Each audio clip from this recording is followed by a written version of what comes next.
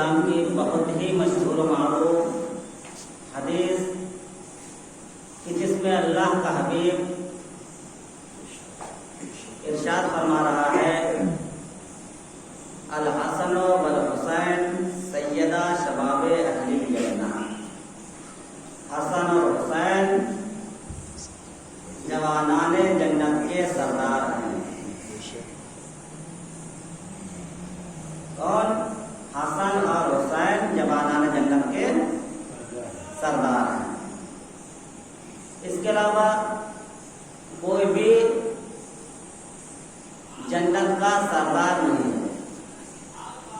इस हदीस में गुफ्तगू करने से पहले कुछ चीजें जो ज्यादा मुहिम समझते हैं वो अर्ज करता चलो, ताकि कुछ शुबहात जो हमारे अंदर पाए जाते हैं वो शुबहात भी खत्म हो जाए और अजमत मजलिस भी बयां हो जाए, ताकि हमको पता भी चल जाए कि इस मजलिस की अजमत क्या है, इसका मकाम क्या है, इसकी फजीलत क्या है, इसका मर्तबा क्या है। और इस चीज को तो मैं अर्ज करने वाला था, लेकिन अब कुछ सूरतें मेरे सामने पहले से ही आ गई हैं, तो ये समझ के इस चीज को अभी अर्ज करता चलूँ।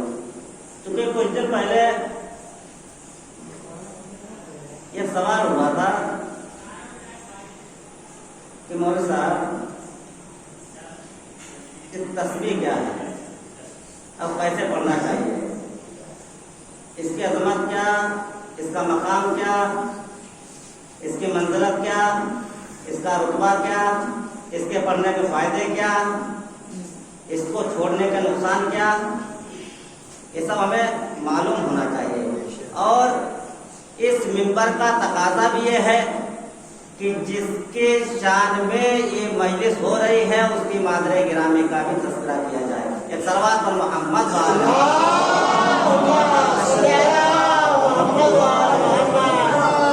क्योंकि नमाज के बाद इतना वक्त नहीं होता है, आदमी भागने लगता है, रुकता नहीं है, और जब तक पूरी बात को वाज़ेह ना किया जाए तब तक मजा नहीं आता, लुत्फ नहीं आता है, और समझने वालों को भी समझ में नहीं आता।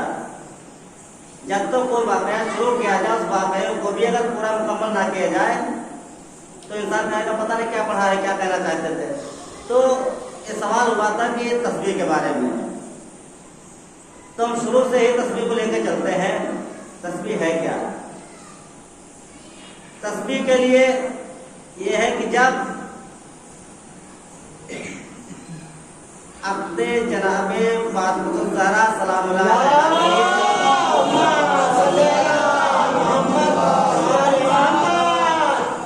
रिश्ते आना शुरू हुए और कई रिश्ते आए, लेकिन रसूल अकरम सल्लल्लाहु अलैहि वसल्लम ने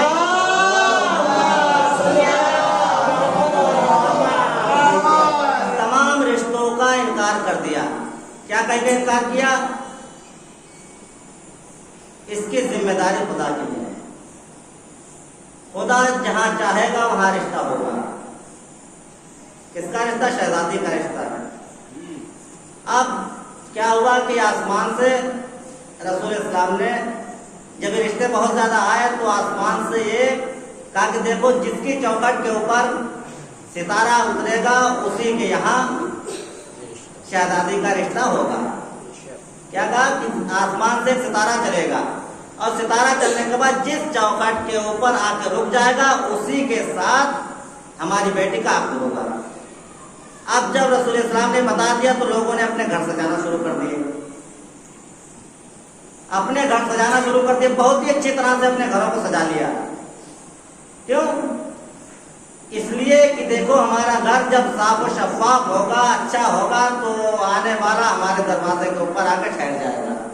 और जैसे ही आने वाला यानी जो सितारा आसमान से चलेगा जमीन पे आएगा, अगर वो हमारे दरवाजे के ऊपर आकर ठहर गया तो समझ लेना कि रिश्ता हमसे पक्का है, शहजादी का रिश्ता हमसे हो जाएगा। यानी लोगों को तमन्ना था कि हम भी रसूल इस्लाम के दामाद बन जाए, बहुत तमन्ना थी लोगों की। لیکن جب آسمان سے ستارہ چلا ہے تو ستارہ آ کے مولا کائنات حضرت علی ابن ابی طالب علیہ السلام کے دروازے پہ مولا کائنات کے دروازے پہ آ کے رکا. اب لوگوں کے دلوں میں خلبلی مچ گئی. یہ کیا معاملہ ہے؟ گھر ہم سجا رہے تھے, کئی دن ہو گئے ہم گھر سجا رہے تھے, اچھی طرح سے ہم نے گھر کو سجایا تھا, اس کے باوجود جب ستارہ آیا ہے تو علی کے دروازے پہ آ کے رک گیا. مایوس ہو گئے. شاید یہ بھی وجہ رہی ہو مولا کائنات سے دشمنی کی, کہ تمام لوگ یہ جانتے تھے کہ یہ رشتہ ہم سے ہو جائے, رشتہ ہم سے ہو جائے, ہم رسول اسلام کے داماد ہو جائے. لیکن جب ستارہ رسول اسلام نے جب کہا تھا, وہ جب ستارہ آسمان سے آیا, وہ آنے کے بعد مولا کائنات کے در کے اوپر آ کے رکا تو لوگوں میں کھلبلی مچ گئی, بے چینی بڑھ گئی. یہ کیا ہو گیا ہے؟ اس کے بعد میں مولا کائنات کا رشتہ ہو گیا. اور جب ستارہ چلا ہے, جب ستارہ چلا تو شہزادے نے کیا کہا ہے؟ اللہ اکبر. کتنی مرتبہ کہا؟ 34 مرتبہ. شہزادے نے 34 مرتبہ کہا اللہ اکبر. اس کے بعد میں جب ستارہ آ کے ٹھہرا تو شہزادے نے کیا کہا؟ الحمدللہ. کتنی مرتبہ کہا؟ 33 مرتبہ. مسلم بھائی آپ ضرور سنیں, سوال آپ نے کیا تھا. سوال پر محمد والے محمد.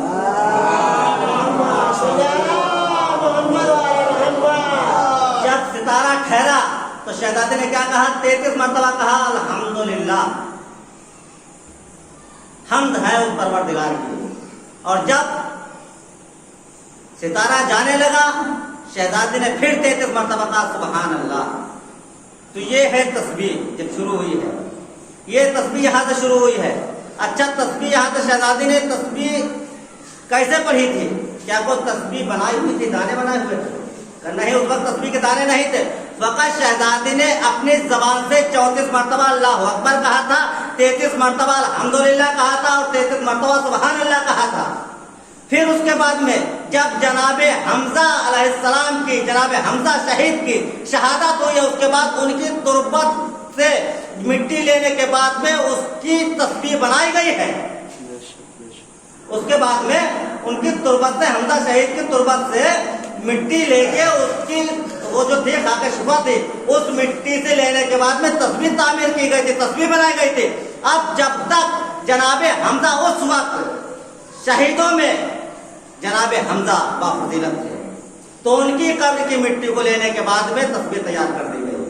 اب تسبیح دانے کی شکل میں, ایک ہار کی شکل میں سامنے آ گئی. اس کے بعد میں جب سید الشہداء سلام اللہ علیہ کی شہادت ہوئی, جب امام حسین علیہ السلام کی شہادت ہوئی ہے, تو اس کے بعد میں یہ تسبیح بدل گئی ہے. اب جو حمزہ کی تربت کی تسبیح چل رہی تھی وہ ختم ہو گئی. اب امام حسین علیہ السلام کی تربت کی مٹی لینے کے بعد میں اس سے خاک شفا کی تسبیح تیار کی گئی ہے. صلوات پر محمد وآل محمد.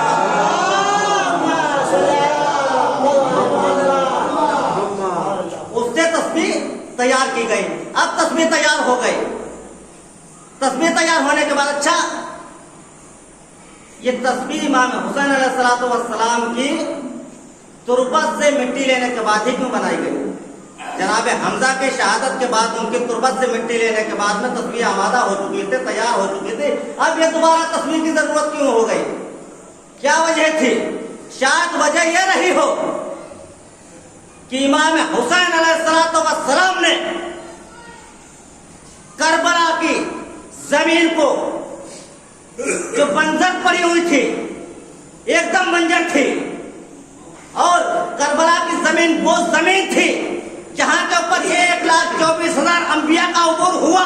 1,24,000 انبیاء گزرے, لیکن گزرنے کے بعد میں ہر ایک کو امتحان سے گزرنا پڑا, ہر ایک کو کچھ نہ کچھ مشکل کا سامنا کرنا پڑا, ہر ایک کو کچھ نہ کچھ مشکل کا سامنا کرنا پڑا. اس کربلا کی زمین پہ ہر ایک نبی کا امتحان ہوتا رہا. اس کا مطلب یہ ہے کربلا کی زمین وہ ہے جس کو تاریخ میں ملتا ہے کرب ولا. کرب ولا, کرب الگ ہے, ولا الگ ہے, یا یوں کہا جائے خاک بلا. امام حسین علیہ السلام کی شہادت سے پہلے یہ جو کربلا کی زمین تھی یا تو کرب و بلا تھی یا خاک بلا تھی. امام حسین علیہ السلام نے اپنی قربانی دینے کے بعد اپنے خون کو اس سرزمین پہ گرانے کے بعد میں اس خاک بلا کو خاک شفا میں تبدیل کر دیا. ایک صلوات پر محمد و آل محمد.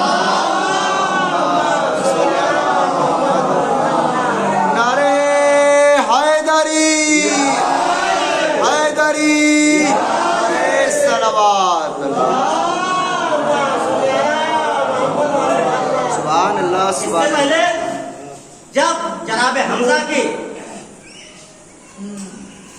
قبر کی مٹی سے تصویر تیار کی گئی تھی اس تصویر کو خاک شفا نہیں کہا جا رہا تھا. لیکن جب امام حسین علیہ السلام کی تربت کی مٹی سے تصویر تیار ہوئی اس تصویر کو خاک شفا کہا گیا, جبکہ خاک شفا نہیں تھی, خاک بلا تھی. لیکن امام حسین علیہ السلام سے منسوب ہو گئے, اس کے بعد میں خاک بلا کو خاک شفا ہو گئے. یہ عظمت حسین ہے کہ جس زمین کو 1,24,000 انبیاء آنے کے بعد بھی خاک بلا کو خاک شفا نہ کر سکے, حسین نے ایک دن کے اندر اس خاک بلا کو خاک شفا بنا دیا. ایک صلوات پر محمد و آل محمد پر.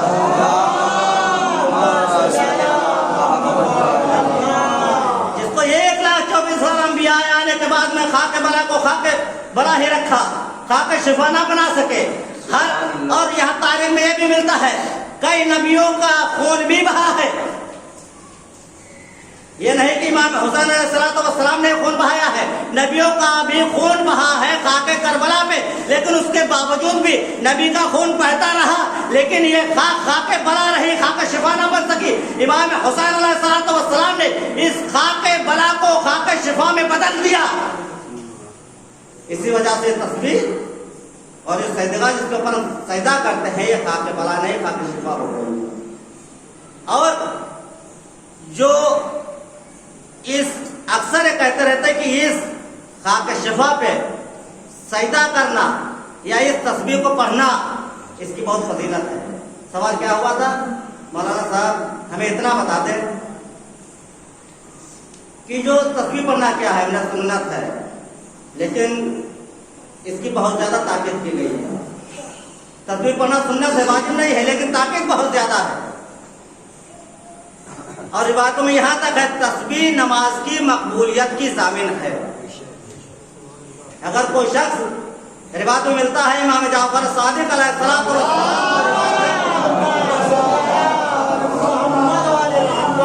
اگر کوئی شخص نماز پڑھنے کے بعد میں ہماری جدہ کی تصویر کو پڑھتا ہے اور پڑھنے کے بعد میں یہ کہتا ہے پتہ نہیں ہماری نماز قبول ہوئی ہے یا نہیں قبول ہوئی ہے, تو وہ شخص جھوٹا ہے, کاذب ہے. ایک صلوات پر محمد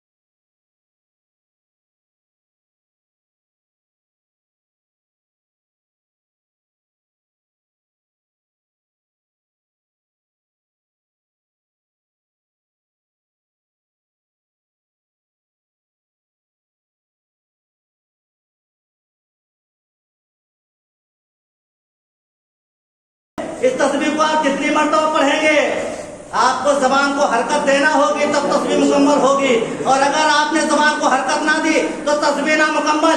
لیکن یہ فقط پروردگار عالم نے خاک شفا کو شرف بخشا ہے کہ اگر انسان خاک شفا کی تسبیح لینے کے بعد میں دانے کو چلاتا ہے اس کا ہاتھ چلتا رہے بولو زبان نہ چلے، پروردگار عالم اس تسبیح کو تسبیح شمار کرتا ہے، اور ایسی تسبیح نہیں بلکہ تسبیح ہے مقبولہ۔ اس بات پر محمد وآل محمد۔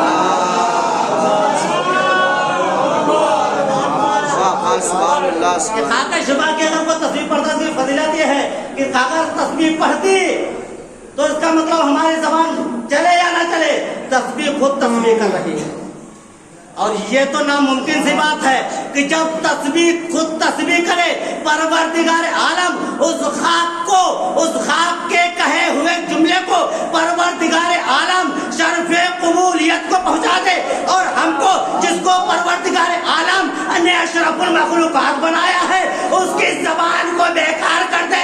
ایک صلوات پر محمد وآل محمد۔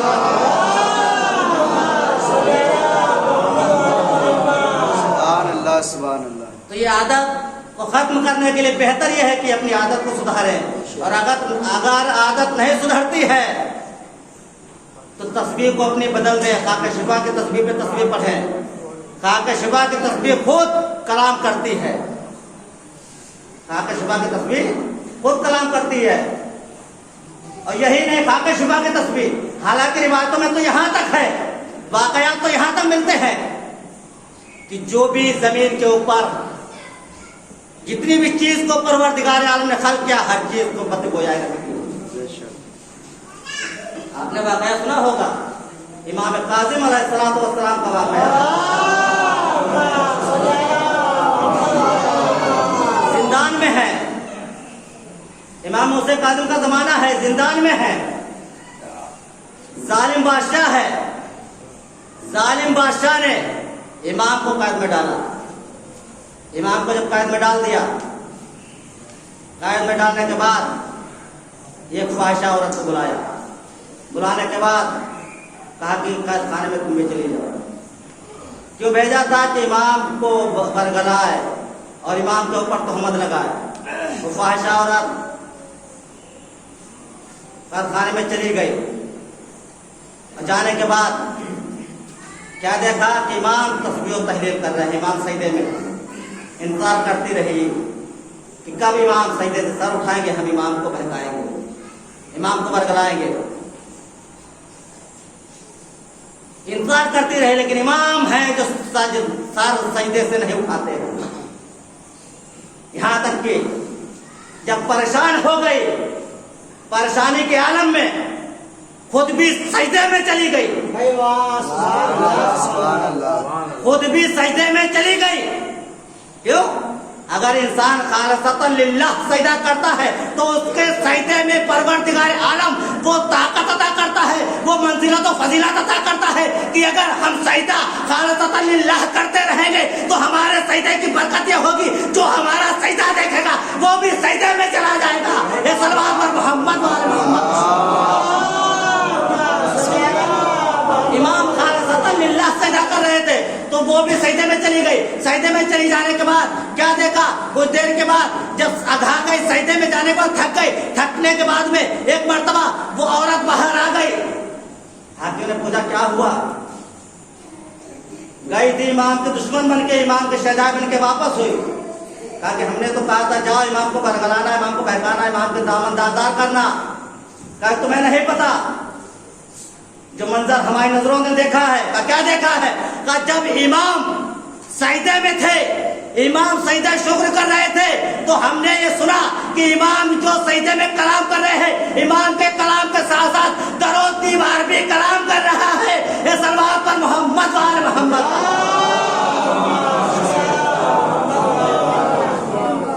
امام کے ساتھ ساتھ در و دیوار سے تسبیح و تحلیل کی آوازیں آ رہی تھی۔ تو معلوم ہو گیا کہ ہر چیز قوت گویائی رکھتی ہے۔ تو خاک شفا کی عظمت کیا ہے؟ خاک شفا کی عظمت یہ ہے کہ آپ تسبیح پڑھتے رہیں، ولو زبان سے لفظ ادا نہ ہو پائے، لیکن آپ کی تسبیح مکمل ہوگی. یہ تسبیح کی منزلت ہے. اور یہی نہیں، تسبیح کی منزلت تو اسی طرح سے خاک شفا پر سجدہ کرنے کی بھی عظمت ہے، اس کا بھی یہی فائدہ ہے. اور یاد رہے کہ جو انسان نماز پڑھتا ہے اس کو چاہیے کہ نماز پڑھے تو سجدے کو طولانہ کرے. اگر فرصت تو یہ نہیں کہتا کہ آپ پورا دن سجدے میں پڑے رہیں، یہ بھی نہیں، لیکن اگر کوئی شخص نماز پڑھتا ہے سجدے کو طولانہ کرے، اس کا فائدہ کیا ہوگا؟ اس کا فائدہ یہ ہوگا اگر انسان سجدے کو طولانہ کرتا ہے تو اس کی آنکھوں کی بینائی بڑھتی ہے. اس کی آنکھوں کی بینائی بڑھتی ہے. اگر انسان کی آنکھیں کمزور ہے تو انسان کو چاہیے کہ سجدے میں زیادہ سے زیادہ سر رکھے. اس کی وجہ کیا ہے؟ وجہ یہ ہے کہ جب انسان سجدہ طولانہ کرتا ہے، یا آپ کی اپنی مثال میں واضح کر دوں، مثال کے طور پر آپ نہر سے پانی لے کے آئے، نالے میں پانی چالو کر دیں، پانی پستی کی طرف چلتا چلا جائے گا، بلندی کی طرف نہیں چڑھتا. اسی طرح سے ہمارے جسم کا سسٹم بھی ہے. ہماری رگوں میں جو خون ہے، یہ خون نیچے کی طرف تو آسانی سے چلا جاتا ہے، اونچائی کی طرف بڑی مشکل سے جاتا ہے. جب انسان سجدے میں سر رکھتا ہے تو انسان کے جسم کا خون سر تک پہنچ جاتا ہے. جب سر تک پہنچ جاتا ہے تو تمام بیماری پروردگار عالم کے لطف و کرم سے دور ہو جاتی ہیں. یہ صلوات پر محمد وآل محمد. آج جو انسان کے سروں میں درد ہوتا ہے، کیوں ہوتا ہے؟ سجدے سے دور ہیں، سجدہ کرتے نہیں. طولانہ سجدہ کریں. آنکھوں میں جو درد ہوتا ہے یہ شاید یہی وجہ نہیں ہو. پروردگار عالم کو ہمارے سجدے کی کیا ضرورت ہے؟ پروردگار عالم نے ہمارے جسم کے سسٹم کو دور کرنے کے لیے سجدہ رکھا ہے. کہ انسان اگر سجدہ کرتا تو اس کو بآسانی سے، یہ ریسرچ بھی کیا ڈاکٹروں نے، کہ جب انسان سجدے میں جاتا ہے تو انسان کا سر برابر سے آ جاتا ہے، نیچا ہو جاتا ہے، تو انسان کے جسم سے سر تک خون اچھی طرح سے چلا جاتا ہے. تو انسان کو چاہیے سجدہ کرے. خاک شفا پہ سجدہ کرنے کا فائدہ یہ ہے کہ خاک شفا پہ اگر ہم سجدہ کرتے ہیں تو ہمارا سجدہ قبول ہوتا ہے. یہ بھی شرف، یہ بھی یاد رکھیں، یہ بھی شرف پروردگار عالم نے ہمیں بخشا ہے. ورنہ لوگ وہ بھی ہیں تو سجدہ تو کرتے ہیں، اپنے جسم کو تو سدھار لیتے ہیں، جسم کا تو ان کو بھی فائدہ ہوتا ہے، لیکن اپنی نماز کو نہیں سدھار پاتے ہیں، اپنی نماز کو شرف قبولیت تک نہیں پہنچا پاتے ہیں. کیوں؟ اس لیے کہ نماز کو قبول کرنے کے لیے ضروری ہے کہ انسان خاک شفا پہ سجدہ کرے. وقت یہ شرف پروردگار عالم نے شیان حیدر کرار کو بخشا ہے. صلوات پر محمد وآل محمد.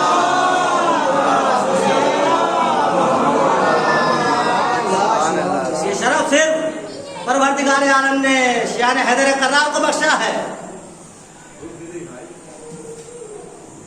اور جو باہر بیٹھے ہوئے ہیں ان کے لیے بھی ایک چیز عرض کرتا چلوں، کیونکہ اکثر یہ ہوتا ہے کہ ہمارے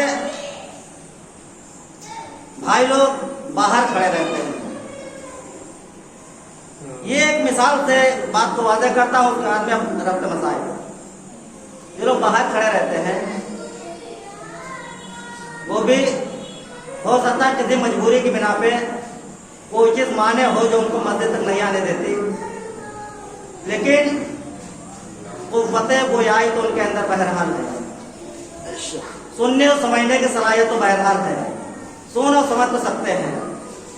اور سننے سمجھنے کی صلاحیت فقط یہی نہیں، ہمارے اندر سننے سمجھنے کی صلاحیت اس وقت تک ہے، اس وقت بھی ہے جب ہم دنیا سے چلے جاتے ہیں، جب ہمارے جسم سے روح نکل جاتی ہے، اس وقت بھی ہمارے اندر سننے اور سمجھنے کی صلاحیت ہوتی ہے. اسی لیے تو جب ہم لحد میں ہوتے ہیں تو مولوی جب تلقین پڑھتا ہے تو یہی کہتا ہے اسمع افہم، اسمع افہم، سنا اور سمجھ، سنا اور سمجھ. یہ صلوات پر محمد وآل محمد.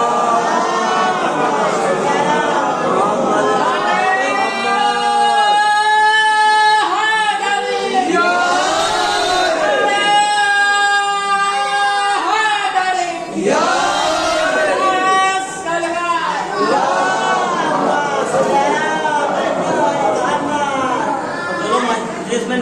کہتے ہیں؟ غور کریں، ہمارے معاشرے میں کیا ہے؟ ہمارے معاشرے میں یہ ہے کہ اگر کوئی شخص ہمارے عزیز ہے، رشتہ دار ہے، اور اگر ہم اس کے یہاں نہیں پہنچتے تو لوگ کیا کہتے ہیں؟ اپنی بستی میں لینے دور کیوں جائیں گے؟ جب سال میں عید بقرعید پہنچتے ہیں تو بزرگ کیا کہتے ہیں؟ اس کا خون سفید ہو گیا ہے، اس کو محبت ہی نہیں رہ گئی ہے. یہ کہتے ہیں نا، اس کو بالکل ہی محبت نہیں، رشتہ داری کو اس نے بالا طاق رکھ دیا ہے، بالکل محبت ہی نہیں، اس کا خون سفید ہو گیا ہے، اس کا خون سفید ہو گیا، اس کے اندر سے محبت چلی گئی ہے، اس کے خون میں حرارت باقی نہیں رہتی ہے. ارے کیوں؟ کہا اس لیے کہ اگر اس کے خون میں حرارت باقی ہوتی، اگر اس کا خون سفید نہ ہوا ہوتا تو یہ ہم سے ملنے ضرور آتا. ارے ہم تو بزرگ ہیں ہی، ہم تو اپنی جگہ پہ موجود ہیں ہی، لیکن یہ تو کم سے کم چلنے پھرنے کی طاقت رکھتا تھا، یہ تو مجھ سے ملنے آ جاتا. یہی کہتے ہیں نا ہمارے بزرگ. تو یہ بھی جب ہم روز محشر ہمارے نامہ اعمال سجائے جائیں گے تو ہمارا بھی عالم یہ ہوگا. جب ہمارے نامہ اعمال سجائے جائیں گے تو جب ہمارے نامہ اعمال سجائے جائیں گے تو کیا ہوگا؟ جب ہم سے پوچھا جائے گا تم نے سجدہ کیا تھا نہیں کیا تھا، ہم کہیں گے ہم نے عزاداری کی تھی، ہم نے مجلس کی تھی، ہم نے ماتم کیا تھا، ہم نے تمام کام کیے تھے. تو ایک مرتبہ جب ہمارے تمام نامہ اعمال گرائے جائیں گے، جب تمام نامہ اعمال کو اپنے پیش کریں گے تو چپے سے خاکِ شفا بھی کہے گی. جب امام پوچھیں گے تم دنیا میں گئے تھے، تم کیا کر کے آئے ہو، تو ایک مرتبہ کہیں گے ہم نے عزاداری کی تھی، ہم نے علم اٹھایا تھا، ہم نے تابوت اٹھایا تھا، ہم نے ماتم کیا تھا، ہم نے مجلس کی تھی، ہم نے غریبوں کی مدد کی تھی. تو عجب نہیں، خاکِ شفا بھی پلٹ کے جواب دے مولا ٹھیک ہے اس نے عزاداری کی تھی مگر اس کا خون سفید ہو گیا تھا. کہتے کہا کہ دیکھو ہم کو اس نے سجدے کا کی صورت میں بنانے کے بعد میں جہاں نماز کے اندر رکھ دیا، اور رکھنے کے بعد میں جہاں نماز کو سمیٹنے کے بعد میں تاغ میں رکھ دیا. اس نے کبھی ہماری طرف توجہ بھی نہیں دی. ایک صلوات پر محمد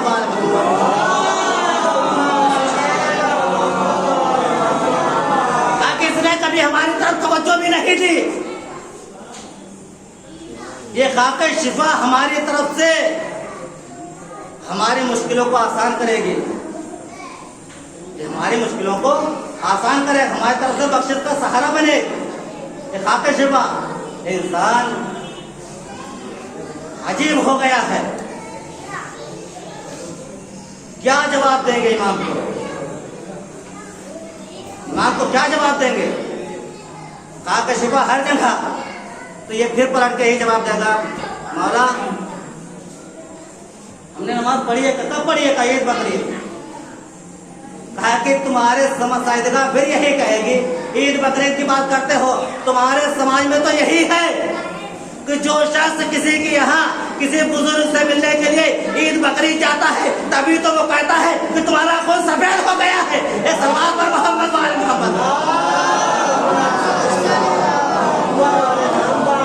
روزانہ ملاقات کرنے کے لیے آیا کرو. کہا کہ ہم تو اپنی جگہ کے اوپر موجود تھے لیکن آپ ہم سے ملنے کے لیے نہیں آئے. تو روز محشر خاکِ شفا بھی یہی کہے گی کہ ہم طاق میں رکھے رہے لیکن کسی نے ہم کو سجدہ نہیں کیا. عظمت امام حسین سمجھے، عظمت خاکِ شفا سمجھیں کہ ہماری وجہ سے شاید امام نے جس کو 1,24,000 انبیاء خاکِ بلا کو خاکِ شفا نہ کر سکے، امام نے ہمارے اوپر اتنا بڑا لطف کیا ہے سیان حیدر کرار پر، اس خاکِ بلا کو خاکِ شفا میں بدل دیا. اور یہ شرف فقط سیان حیدر کرار کو ہے جو خاکِ شفا پہ سجدہ کرتے ہیں. یہ سلوات پر محمد وعلی محمد.